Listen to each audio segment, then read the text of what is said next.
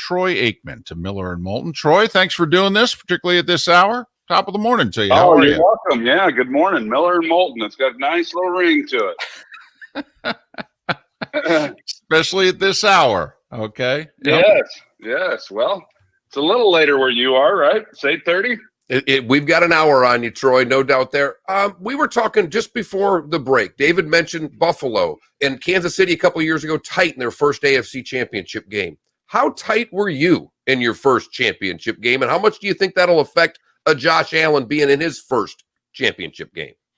I wasn't too tight. In fact, I kind of found for the most part, the bigger the games, the more relaxed I got. But I think there were a few reasons for it. At the time, the teams had to get in 2 nights earlier, which was unusual for us. Some teams do travel on Fridays for a Sunday game, but for us, we would go in on Saturdays. And so I had a chance to relax on Friday night with my agent, Lee Steinberg, and it was a little bit of a different feel. So I think that helped kind of calm whatever nerves I might have had. And then on top of that, the fact we were playing San Francisco, who was 14-2, and we were good, but I don't know that any of us really gave a lot of thought to actually winning the game. I think we just thought we'd go out and play well and see what happened. And next thing we knew, we were going to the Super Bowl. But the expectations for us, weren't as high as I think they will be for some of these teams.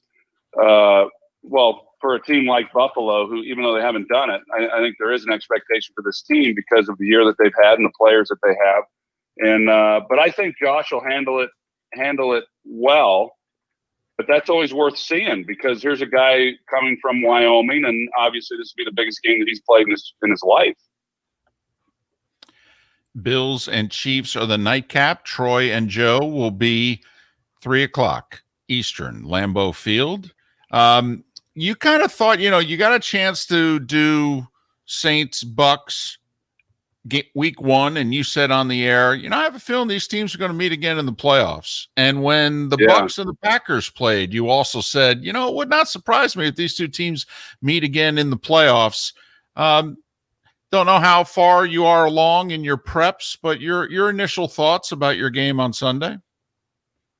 Well, I went back yesterday and I watched the first game that they had, week 6, that we called, and there was a lot of things that happened in that game that you just can't really rely on if you're Tampa Bay, and that is Aaron Rodgers throwing interceptions. And what I had forgotten about Dave was, I got a really close friend who's Mark Moulton, so I sometimes call you Mark.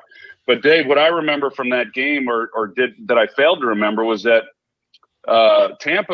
Green Bay had jumped up on them 10-0, and then the pick 6 that Aaron Rodgers threw, all of a sudden got them back in it, and there was another interception, and then Tampa kind of took the lead, and I thought that the whole vibe, even watching the film, that what happened was they just were not as sharp as they typically are in a lot of areas. There's a lot of reason for that, and I really feel like if Tampa were to play that same style, I just think Green Bay, more times than not, is going to take advantage of some of those opportunities that they failed to take advantage of. But this game is 2 real confident teams. Tampa Bay is a different team even now than what they were back then. I think Green Bay is a more confident team also, both coming off huge wins. I know Green Bay, having faced the Rams and what they were able to do against that great defense, still is rolling offensively. And then for a defense in Tampa Bay and a secondary that at times has had some issues, played outstanding against the Saints. And so they go in against another good quarterback with a ton of confidence themselves. So that's generally the case when you're talking about the championship games, because the teams have had great years, and that's why they're here, and they're rolling along in the postseason.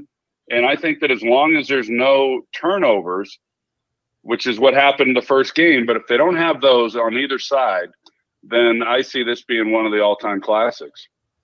Troy, what is it you like most about Aaron Rodgers? He's a quirky guy. There's so much that's so impressive about him. But, you've done this at the highest level. When you look at a guy like Aaron Rodgers, who might be playing the best at the position in the game right now, what do you like best about him?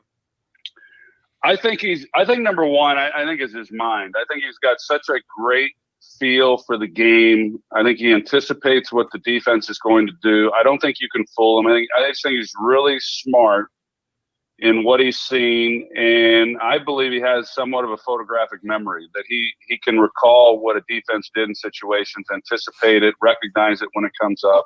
I think that's number one. I think that's what separates him. But then he has the ability, like Patrick Mahomes, to where he can put the ball wherever he wants to. And Josh Allen is a lot like this, and some of the things I've seen him do early in his career already, that they can throw the football from anywhere without really having to have great balance or a lot of the things that are coached at the quarterback position, and they're still able to put the ball wherever they want. And then he also has the ability, like Patrick and like Josh Allen, to be able to create plays with his legs. You don't see it as much in his game now in his 16th year as you might have seen earlier in his career. But yeah, it just feels like no matter how good a defense is doing against him or whatever's happening in the game, that he can take it over at any time. And you see that in basketball. You don't really see that very often in this game, in the NFL. But he's one of those players that can do that. And he's got, I think he's in a scheme right now that really suits him really well. He's in a good place. That always helps. But these players, I think a lot of these receivers, you get past Devontae Adams, and I think that there's a tendency not to give these guys their due. But I do believe that whether it's Robert Tonyan in the year that he's been able to have, or Alan Lazard coming back off of his injury, and then these running backs, Aaron Jones and Jamal Williams, they do have a much better supporting cast than I think they've probably gotten credit for. He's Troy Aikman, Super Bowl champion, of course, Pro Football Hall of Famer, College Football Hall of Famer. He and Joe Buck on the call this Sunday at 3 Eastern, the Bucks and the Packers. What is it about the quarterback that is so difficult for all of us, including quarterbacks, to put their finger on? What is it like with Josh Allen? His first 2 years, he was athletic, he was talented, he was pretty good, but nothing better than that. And now he's one of the, he's one of the 5 best in the league. What is it that takes a quarterback from being a talented prospect to, wow, he's one of the best? I think, Dave, that what happens for a quarterback, I've always believed this, that if you have weaknesses within your team, it generally shows up at the quarterback position. And what I mean by that is if your defense isn't very good and they're giving up a lot of points, then you're constantly having to score a lot of points on offense, and you're throwing the ball and you're getting behind maybe in some games, and then the quarterback gets exposed and trying to bring you back. And, if you're not able to run the football, then you've got to do things, differently than what you'd like. And the quarterback's the one who kind of bears the brunt of all these different weaknesses. But I also believe that when you have strengths within your team, then the quarterback benefits from those things. So I think that, one, he's gotten better. I mean, he's so young in his career that he's only going to get better before he goes on the other side of it and starts his decline. But the players around him have gotten better. The supporting cast has gotten better for him offensively. And then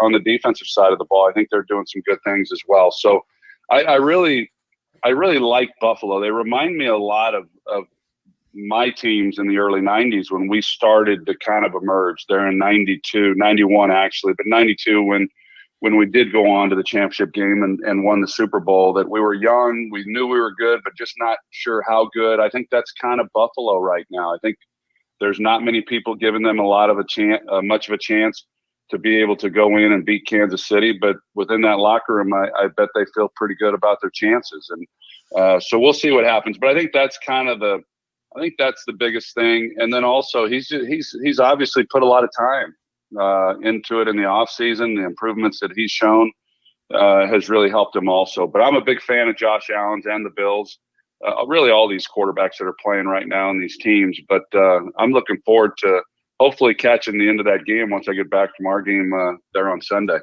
Troy, you talked about watching the first game and that Rodgers got out to that lead and then threw a pick and another pick. Talk about from the quarterback position. I don't know if it's rhythm, if it's a feeling. When you start like Aaron did in that first game, how difficult is it to overcome it? How important is an early rhythm for a quarterback in any game, let alone a championship game? Yeah, it's important in every game. I feel. I think it's the bigger the game, I think the more important it becomes. Just because you really want to try to settle in, and the longer, I think this is true of most quarterbacks. I always told our offensive coordinators, Norv and Ernie, in the games that we were a part of, that hey, let's just kind of get it started early and just complete some passes, kind of get into a little bit of a rhythm, and then we'll take our shots. I didn't want to come out right off the bat. We did in some games, but not in big games. Come right out and start trying to get the ball, 25, 30, 45 yards down the field. And so that's key. I think for Aaron in that game, he started off well. The offense started off well. They moved the football. They got stopped the first series. The second series, they were able to capitalize. And like I said, they went up 10-0. But he made one errant throw that was jumped when he was trying to hit Devontae Adams. Ball was behind him on an outside breaking route, and it was intercepted. And you say, well, okay, you kind of get over that. And the next one got deflected, trying to get the ball to Adams on a slant route. And Mike Edwards was able to intercept that off the deflection, and they got down to the 2-yard line. So the next thing you know, after playing really good football, they're down 14-10, and then things just kind of, people will say, "Hey, did Tampa Bay have the blueprint against them?" And well, yeah, I guess if the game goes like it did for them, yeah, it's the blueprint. But what it's not usually quite as simple as just saying, "Okay, well, what did this team do?"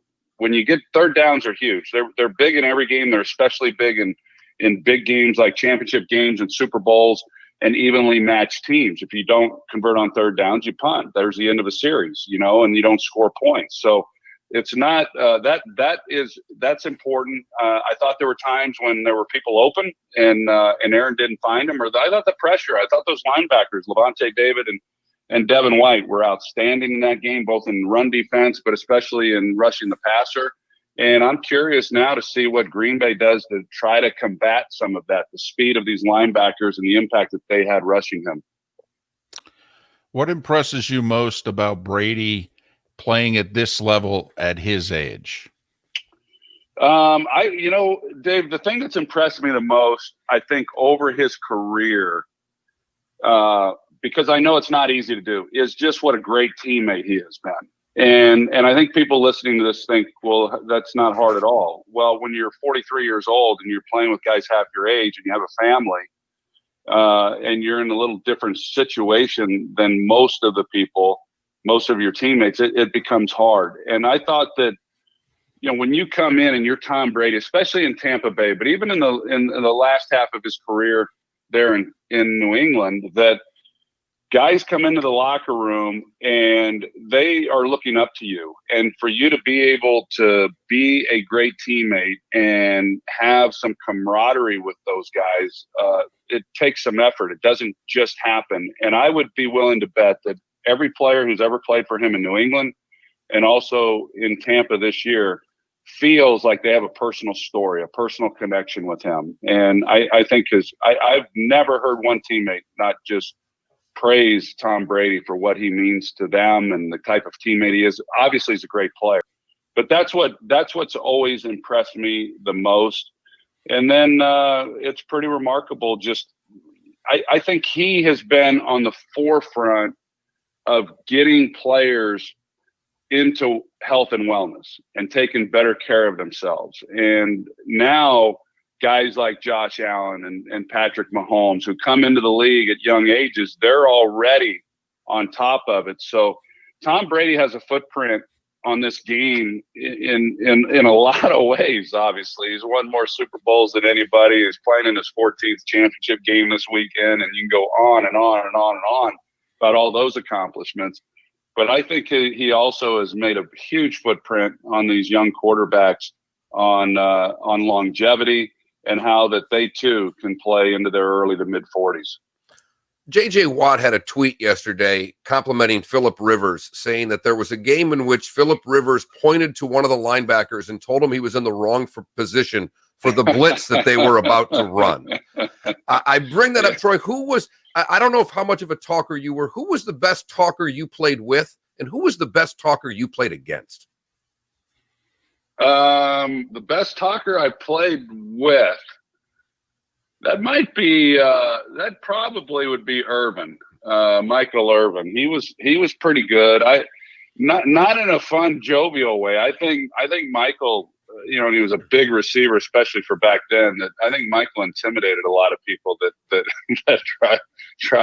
I think that was part of, especially later in his career. I think that was part of his strength. But then on the other side, the guy who stands out, and I don't really remember. Dion was a big talker. I remember that in some of the games when I played against him. Of course, he was a teammate of mine for a number of years too in Dallas. He's one of the great talkers. That doesn't come as a surprise to anybody. But the guy who kind of stands out to me and I love him to death, is Merton Hanks. And we would play against him when he was in San Francisco. And he usually had pretty good games against us, and he was always a factor. He had such great range in that free safety position. But I remember he intercepted me one time. I think it was in the championship game, and he started, doing his celebration and this funky walk that he used to do, and it just used to drive me nuts, And then I got to know him after my career. He went to work for the league. I'd run into him at games, and just the sweetest guy in the world. You wouldn't have known that was him back when we were playing against one another. In the football life that was made of you, you revealed in which, when you were retired, that the closest you came to coming out of retirement was Dave Wanstead called you when he was with the Dolphins. Yeah. How close were you to, what year was that? Was that 02, 03? What? My third year out, out of the game. I'd gone to the Super Bowl after that season. I'd gone to the Super Bowl. I got a message from Dave Wanstead. He says, "Hey, can I meet you to have a conversation?" I said, "Sure." So I obviously knew Dave from our time together in Dallas when he was a defensive coordinator.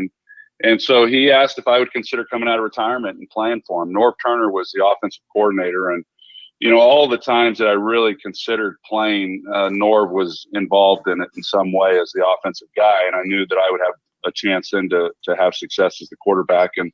And so I talked to Dave about it, gave it some thought. I was married at the time and talked to my wife, and we were going to have to pick up and move. And I had a stepdaughter who was in school, but she signed off on it. And so I said, yeah, no, I'd like to do it. I called Dave back after I got back from the Super Bowl after about a week. And I said, hey, I've given it some thought, and I really want to do this.